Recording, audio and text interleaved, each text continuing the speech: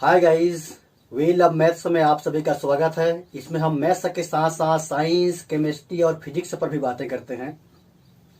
अगर अभी तक आपने ये चैनल सब्सक्राइब नहीं किया है तो चैनल को सब्सक्राइब कर लें। साथ ही साथ लाइक, शेयर और कमेंट से ज़रूर करें। हम कोशिश करते हैं कि मैथ्स, साइंस, केमिस्ट्री और फिजिक्स की डेली क्लासेस के साथ साथ कंपटीशन एग्जाम के लिए भी आपको तैयार करें।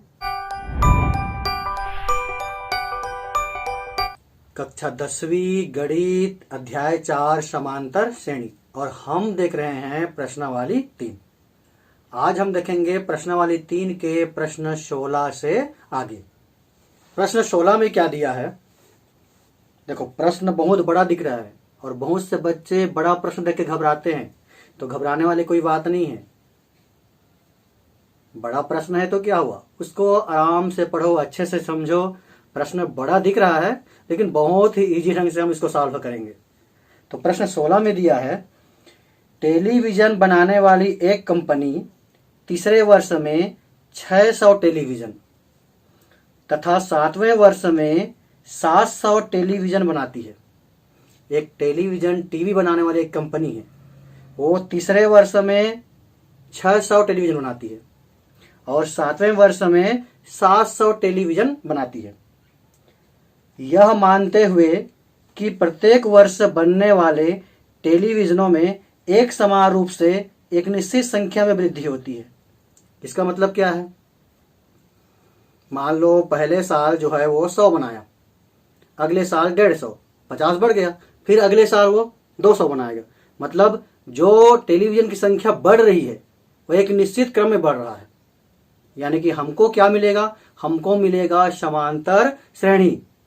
यह मानते हुए कि प्रत्येक वर्ष बनने वाले टेलीविजनों में एक समान रूप से एक निश्चित संख्या में वृद्धि होती है।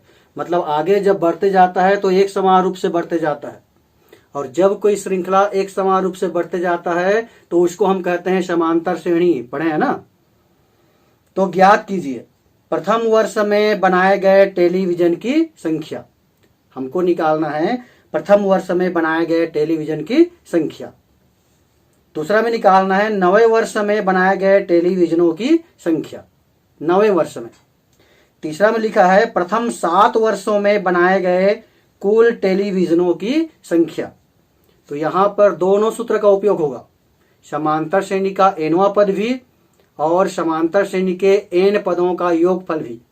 तो सबसे पहले हमको क्या किया दिया है उसको हम लिख लेते हैं। हमको दिया है तीसरे वर्ष में 600 टेलीविजन और 7वें वर्ष में 700 टेलीविजन। सबसे पहले तो हम ये मान लेते हैं कि मान लीजिए प्रथम वर्ष में टेलीविजन की संख्या है ए।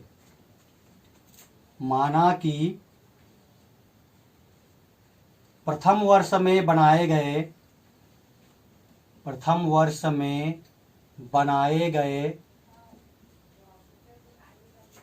टेलीविजनों की संख्या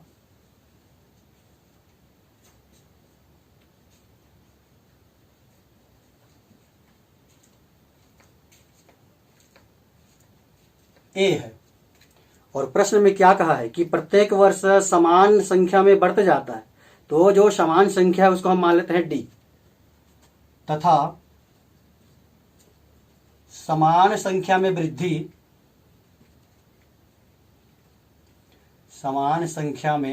वृद्धि इसको हम मान लेते हैं डी। मतलब हमको जो समांतर श्रेणी मिलेगा उसका प्रथम पद हो गया ए, प्रथम पद, और उस समांतर श्रेणी का सार्व अंतर हो गया डी। अब प्रश्न में दिया है कि तीसरे वर्ष में टेलीविजन की संख्या 600। तीसरे वर्ष में टेलीविजन की संख्या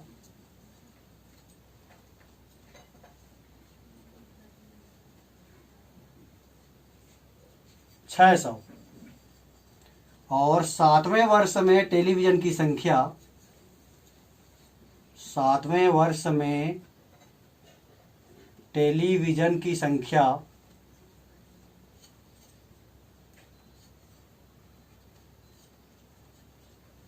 700। तो अगर इसको हम समांतर श्रेणी के रूप में लिखें तो ये तीसरा पद हो जाएगा और ये हो जाएगा सातवां पद। तो तीसरा पद का सूत्र क्या होगा? तीसरा पद, एनवां पद का सूत्र पढ़े हो ना? एनवां पद का सूत्र होता है a प्लस n-1 d। ये एनवां पद का सूत्र है। तो तीसरा पद बराबर क्या हो जाएगा? a प्लस 3-1 d और इसका मान दिया है 600, यानी कि हमारे पास आ गया a प्लस 2d इक्वल 600। इसको हम मान लेते हैं इक्वेशन फर्स्ट। ऐसे ही सातवें वर्ष में कह रहे हैं तो सातवां पद ये हो जाएगा a प्लस 7-1 d और इसका मान है 700, यानी कि हमारे पास आ गया a प्लस 6d इक्वल 700। ये हो गया इक्वेशन सेकंड। अब ये जो समीकरण पहला और दूसरा आया है रैखिक समीकरण है, कई बार पढ़ लिए हैं। विलोपन विधि है, प्रतिस्थापन विधि है, आलेखी विधि है। विलोपन विधि से हल करेंगे तो या तो समीकरण पहला में दूसरा को घटा लो या फिर दूसरा में पहला को घटा लो। समीकरण दूसरा में पहला को घटाने पर, समीकरण दूसरा में पहला को घटाने पर, पहला में दूसरा को भी घटा सकते हो, कंफ्यूज मत होना। पहला में दूसरा घटाओगे तो भी वही है या फिर दूसरा में पहला घटाओगे तो भी वही है। तो समीकरण दूसरा में हम पहला घटा रहे हैं तो यह है a plus 6d। a plus 6d इसमें घटाना है समीकरण पहला को, तो ये है a plus 2d। a plus 2d। ऐसे ही राइट हैंड साइड घटा लो तो ये है 700 और समीकरण पहला का राइट हैंड साइड है 600। इसको सॉल्व करेंगे तो a plus 6d minus a minus 2d equal 100। ये प्लस a और minus a cancel, 6d minus 2d यानी कि आ जाएगा 4d इक्वल 100, यानी कि d इक्वल आ गया 100/4। तो d का मान आ गया 25। d के मान को या तो समीकरण पहला में रख लो या फिर समीकरण दूसरा में, तो a का मान मिल जाएगा। चलो हम d के मान को रखते हैं समीकरण पहला में। समीकरण पहला हमारे पास है a plus 2d equal 600। a plus 2 into D का मान 25 आया है, 25 इक्वल 600। तो a प्लस 50 इक्वल 600, यानी कि a इक्वल 600 माइनस 50, यानी कि a इक्वल आ गया 550। a क्या है? प्रथम वर्ष में बनाए गए टेलीविजन की संख्या, और पहला प्रश्न वही है। प्रथम वर्ष में बनाए गए टेलीविजन की संख्या ज्ञात करना है, तो प्रथम वर्ष में बनाए गए टेलीविजन की संख्या कितना आ गया? 550। तो ये हो गया पहला आंसर। अब दूसरा में क्या निकालना है? 9वें वर्ष में बनाए गए टेलीविजन की कुल संख्या। तो हमारे पास प्रथम पद a का मान भी है और सार्वअंतर d का मान भी है। हमको निकालना है 9वें वर्ष में टेलीविजन की संख्या, टेलीविजन की संख्या, यानी कि समांतर श्रेणी का 9वां पद निकालना है। तो 9वां पद का सूत्र क्या हो जाएगा? a plus 9 - 1 d। a का मान है 550, 9 में से घटाए तो 8 आ गया और d का मान है 25। तो 550 प्लस 25 अट्ठे 200। 550 और 200 को जोड़ोगे तो 750। ये हो गया आंसर। दूसरा में हमको निकालना था 9वें वर्ष में टेलीविजन की संख्या। और क्या निकालना है? तीसरा में हमको निकालना है प्रथम 7 वर्षों में बनाए गए प्रथम 7 वर्षों में बनाए गए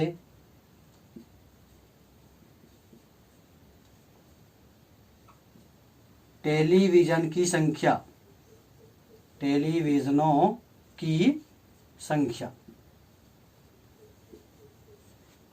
अब इसका मतलब क्या है? प्रथम 7 वर्षों में बनाए गए टेलीविजन की संख्या मतलब समांतर श्रेणी के 7 पदों का योगफल। इसका मतलब है समांतर श्रेणी के 7 पदों का योगफल, 7 पदों का योग। और सूत्र क्या होता है? n/2 2a plus n-1d। मान को रख दीजिए, ये हो जाएगा 7/2, 2 इंटू a का मान है 550 प्लस n का मान है 7-1 और d का मान है 25। इसको सरल करेंगे तो 7/2 2 गुणित 550, ये हो जाएगा 1100 और 7 में से घटाओगे तो 6, 25 छक्का 150। 7/2 1100 और 150 को जोड़ोगे तो 1250, यानी कि ये हो गया 7 गुणित 2 छक्का 12, 2 दूने 4 और 2 पंछे 10। गुणा कर लो इसका, 4375। बहुत इजी है ना? प्रश्न बड़ा है, पर प्रश्न चाहे छोटा हो या बड़ा हो उसको अच्छे से समझने की जरूरत है।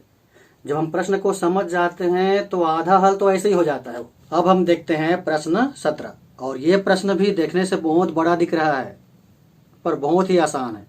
देखो प्रश्न 17 में क्या दिया है। एक निर्माण कार्य ठेके में कराया जा रहा है।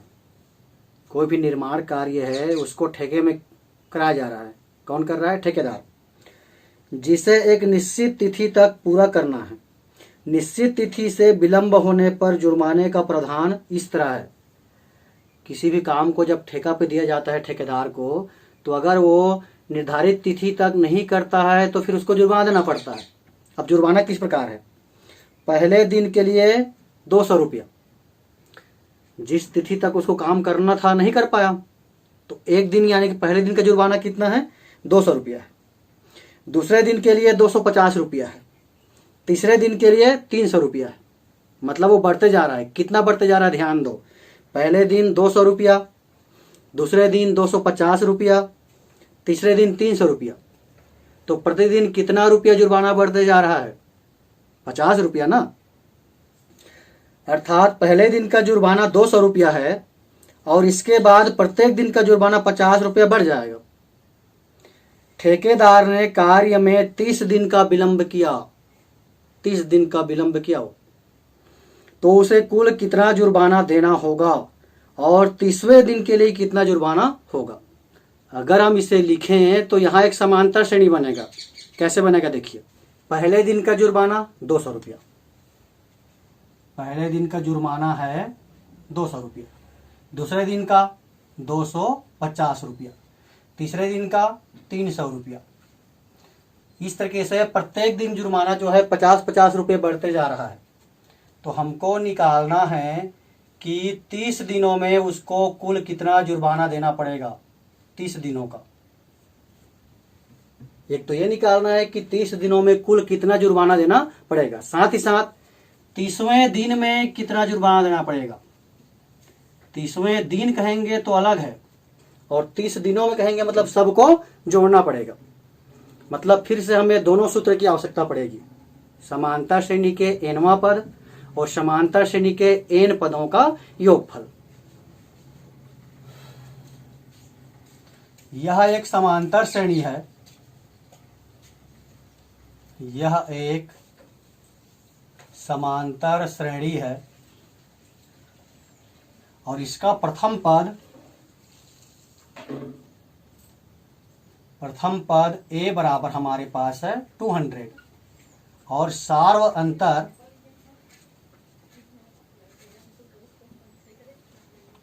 d बराबर है 50। प्रश्न में दिया है कि प्रत्येक दिन कितना बढ़ते जाता है 50, वहां से भी लिख सकते हो। या फिर ये 250 में 200 घटाओगे या 300 में 250 घटाओगे तो भी उसका मान कितना आएगा, 50 ही आएगा। तो पहले हम ये निकाल लेते हैं 30वें दिन में उसको कुल कितना जुर्माना देना पड़ेगा, 30वें दिन में कितना जुर्माना देना पड़ेगा। तो 30वां पद निकाल लो इसके लिए, 30वां पद। तो 30वां पद का सूत्र क्या हो जाएगा, सूत्र होता है a plus n minus 1 D. a का मान है 200 और n का मान है 30 माइनस 1 हो गया और d का मान है 50 इंटू 50। इसको सरल करेंगे तो 200 प्लस ये 30 में से 1 कम करोगे तो हो जाएगा 29 गुणित 50।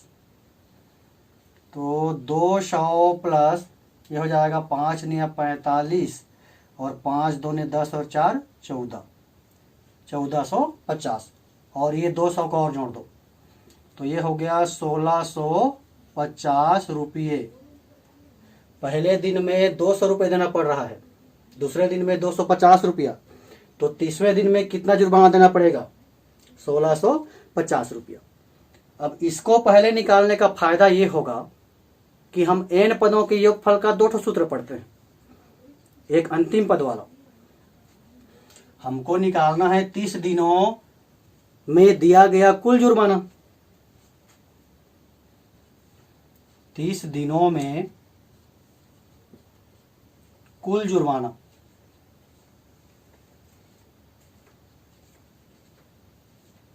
इसका मतलब क्या है, समांतर श्रेणी के 30 पदों का योगफल, श्रेणी के 30 पदों का योग। और पदों के योग के लिए 2 सूत्र पढ़ते हैं। एक सूत्र होता है n/2 2a plus n minus 1 D, इसका भी उपयोग कर सकते हो। या दूसरा सूत्र होता है n/2 a प्लस l। अगर हम पहले इसको निकालते 30 दिनों में कुल जुर्माना को तो हम केवल इसी का उपयोग कर सकते, लेकिन अभी हमारे पास अंतिम पद है 30वां पद 1650, मतलब हम इस सूत्र का भी उपयोग कर सकते हैं। तो आप दोनों में से किसी का कर लो। n/2, n मतलब 30, तो 30/2 और मैं इसका उपयोग कर रहा हूं तो a मतलब 200 और l मतलब अंतिम पद 1650। 30 को 2 से भाग दोगे तो 15 आ जाएगा और 1650 और 200 को जोड़ेंगे तो ये हो जाएगा 1850। इसका गुणा कर लेना है, 27,750 रुपया उसको कुल जुर्माना देना पड़ेगा।